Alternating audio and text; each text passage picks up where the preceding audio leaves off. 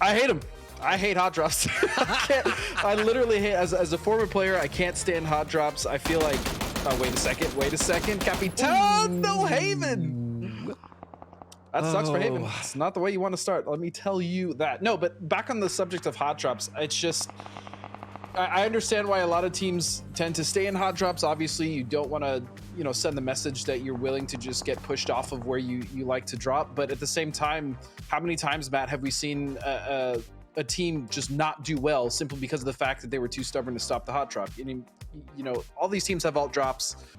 Yeah, the biggest threat to this is the hill behind it, right? And there are teams that could absolutely play that hill. Elevate looking to be one of them, potentially SG. As we see Troglodytes here, this is on the northwest side of the circle, taking shots over towards Delta and the rest of the team.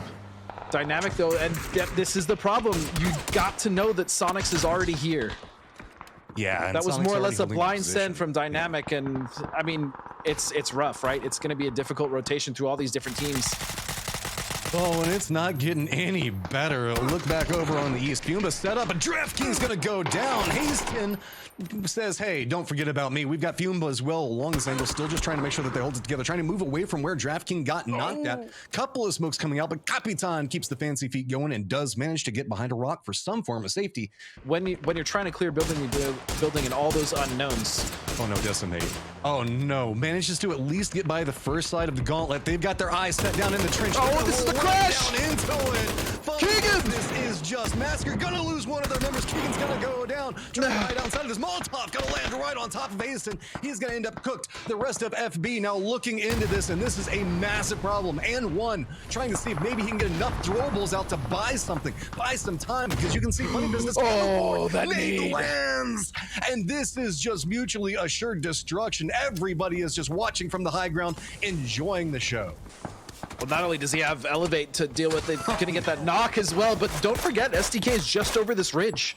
And friendly fire, so everybody is piling in on spam, and that's a rough one. I mean, that's not a great spot. Oh, new contender approaching right now, as it does look like Fiumba is being sent along a similar pathing. They're going to crash right in front of the trench, though, as Shoot to Kill is just really peppering everybody in. Only got one kill, but God, they are just making life miserable, as Decimate is going to be our first team to get eliminated. We do want to point out, remember Elevate a second ago? They still have to make a move into the circle, but luckily they've got spam that's going to be in front of them that they've been doing a ton of work to. Fishing with the dynamite, not coming up too big yet, but Honey Badger's going to go down. Still two members up for Elevate. Oh, they made the push. Eyeing the high ground. Are they going to be able to find this one? Trying to spot it out. Can they see the last member up? And they just can't get a clean angle into this. No, and now SG, as you said, is starting to take shots in the backside of Elevate. Hackerman is going to go down. It's just up to Ethan, so a team that they had initially just trapped in this little bowl has been able to fight back with the help of another team off their back, and it looks like Ethan is just going to have to clutch this. Well, I believe. I don't know. Synergy's just going to come up and spank him from behind right now. Ethan now has to run back in the smoke. He's going to go down. Elevate's gone. Synergy just walking through this when they know the fact that he was fighting somebody. STK did stretch out this direction to kind of feel what was happening as well. But with the new circle, we still have the chopsticks in play and the southern part of Pachinki Hill. So really, Shoot to Kill not having to move too much. It's much more about how Synergy wants to handle this. Synergy making something happen here is they had a hard path into the circle. Looks like they are going to find the last member of spam in just a second.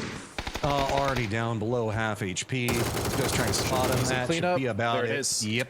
But now, guess what? Good job, Synergy. You managed to pick up 3 kills. But STK is mad because they wanted those kills. I mean, this is what's going on also inside of the craters, though. This is going to be a hard rotation. Yeah, remember, SG lost one early fighting just around Death Road to Fiumba. So the fact that they've kind of they've retreated to this edge, have gotten 4 kills is very good. But look at this, LG in the killed feed lighting up 2 of Third Eye. Still, the chopsticks fight continues. Troglodytes is also kind of eyeing a similar pathing in. Luminosity wants to finish this out so that way they can find a path. With Shoot to Kill kind of being distracted by Synergy, this is their time. They need to get something out of this one. Snaker's going to go ahead and get the flush out. There we go. Third Eye trying to roll by. Loses one, loses the other, and that's going to be Third Eye eliminated. LG, their patience pays off, but now they've got to make a run through what is going to be, I'm looking at, what, 4 teams that should probably have vision on them? I would be very surprised if LG make it through this. I know they have vehicles. They're going to get a crash here. I don't know if they're going to survive it, depending on where they go. I imagine they're going to try to wrap around a little bit.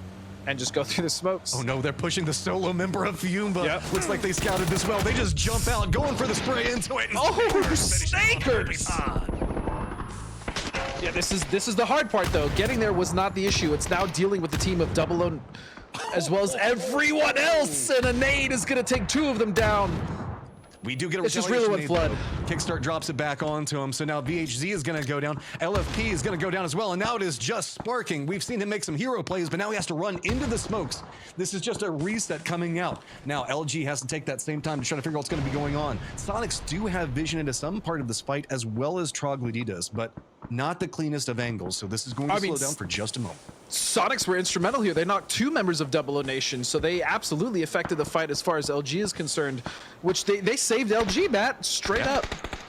Okay, now here comes the throwables. Beautiful recovery. Flood's got himself a sneaky angle to play from, but look, there is just no vision to be had. 0-0 is going to go out. LG now gets control over this territory, and they still have FB that's pretty close to him. Systematicos still getting caught up with Peak yet again. This is a fight that started a while ago with Nox Exchange. Rick Burial lost one up. Looks like he's going to make the push in, but he's going to get spotted, and Peak picks him off in the end.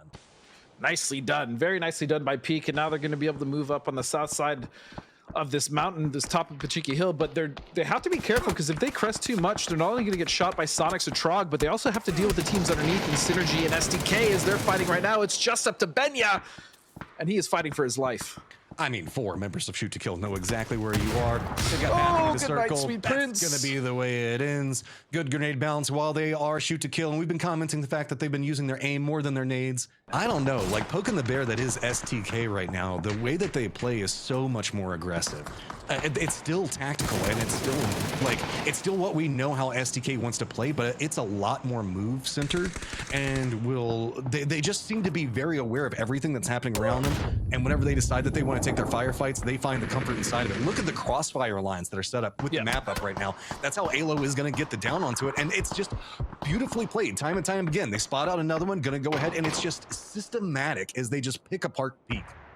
Yeah, I mean, they used this position. They knew the circle was going to favor Peak moving first, and so they've absolutely capitalized on that with 3 members down. STK has dismantled Selfish and the rest of Peak at this point. With just 1 member left. All right, MVOA, what you going to do? You got yourself the high ground, but I don't feel like this is going to be an Obi-Wan victory. This feels like this is going to be much more about Anakin managing to climb up after it, and I think that MV's feeling the same way.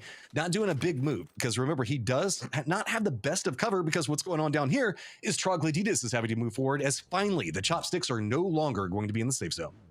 The thing is Soniqs is just sitting here licking their lips. Like, it's fine. Everybody can fight. No problem. We're just going to hold this. And LG to an extent as well. It's going to be a nice knock coming out from Butt. But both of these teams are going to have to contest with the teams on the south as soon as the circle pulls away.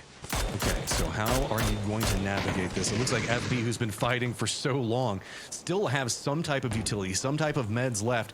They're going to make the push through the smokes. This is where it's going to start getting scary, but they do manage to spot out one to open up the doors for them. Now starting to make the play into it, trying to see if they can spot up something up over the smoke. That is going to be Shoot to Kill, spotting out the last member of Peak as well. So now they've got themselves their hillside, and they're looking down into LG's position. The smoke battle still continuing as FB are just making a push near on no vision. But Necro, he's got himself a nice defended position. Firing through it is the sneaky angle. Going to be enough. Tries to step out, but FB still survives.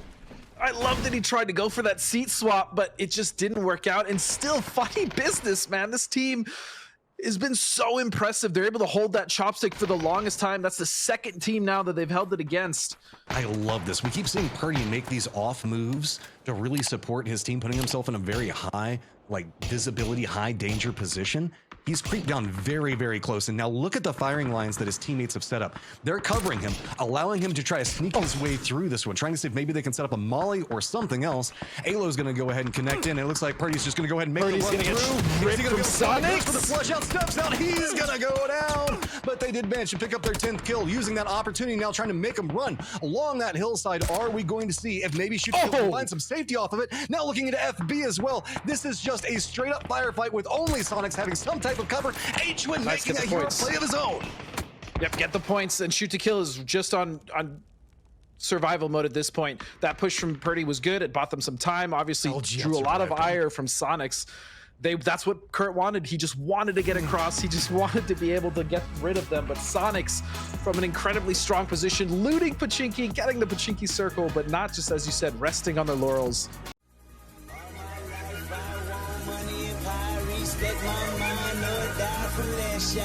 I pray my dick get big as the Apple Tower, so I can fuck the world for 72 hours. Goddamn.